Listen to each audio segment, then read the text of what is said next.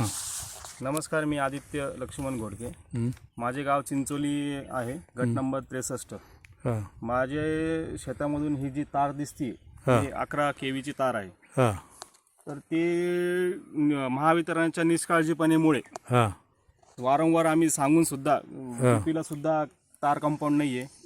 परत आम्ही वारंवार सांगून सुद्धा महावितरणाने तिची दखल न घेता माझे आज लाखोचे नुकसान झालेलं आहे. माझे आज इथं सीताफळाची बाग होती.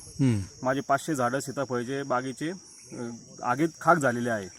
50 आंब्याचे झाडं खाक झालेले आहे. 200 झाडं सागवानाचे खाक झालेले आहे. सिंचनाचे नुकसान भरपूर झालेले आहे. ठिबक सिंचनाचे, पाईपलाईनचे नुकसान भरपूर झालेले आहे. परत आणखी माझी मोटर वायर याचे भरपूर नुकसान झालेले आहे. हे सर्व जबाबदार महावितरणाने व महावितरणाने मला व आमच्या शेजाऱ्यांना गोविंद घोडके यांना जी नुकसान भरपाई आहे ती दिली पाहिजे. येथील आपला तुमचे तलाठी वगैरे इथे येऊन पंचनामा वगैरे त्यांनी केला का? तलाट्यांना समजण्यात आले की तलाट्यांनी वेळेवर येऊन त्याच्यामध्ये पंचनामा करून गेले. त्यांचे सहकार्य आम्हाला लाभले.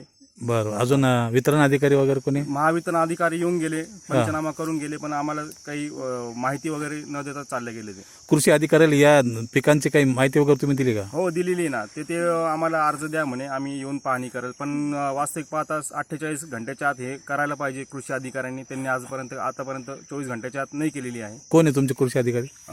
काचुळे म्हणून आहे. बरं, मग त्यांचे कोणते अधिकारी इकडे आले नाही का? नाही, कृषी अधिकारी कोणी आलेले नाही. सहाय्यक कृषी अधिकारी नाही आले, कृषी अधिकारी सुद्धा नाही आले. बरं, एकूण मग किती शेतकऱ्यांचं नुकसान झालं इकडे? 2 शेतकऱ्यांचे नुकसान झालेले आहे. बरं, तुमचे किती झालं अंदाजे? माझे 600 झाडं पूर्ण मिळून 500 झाडं सीताफळीचे आहे. काही आंब्याचे आहे, काही चिंचाचे आहे, काही सागवानाचे आहे. असे सर्व मिळून झाडाचे नुकसान झालेले आहे. एकूण किती लाखाचं नुकसान झालं? माझे 15 ते 20 लाखाचे नुकसान झालेले आहे. माझी पूर्ण 6 वर्षाची मेहनत वाया गेलेली आहे. बरं, ही तर ताट तुटलेली आहे, दिसू लागली आपल्याला. तारीच्या तुटण्यामुळं सगळं नुकसान झालेलं आहे. याला जबाबदार महावितरणच आहे.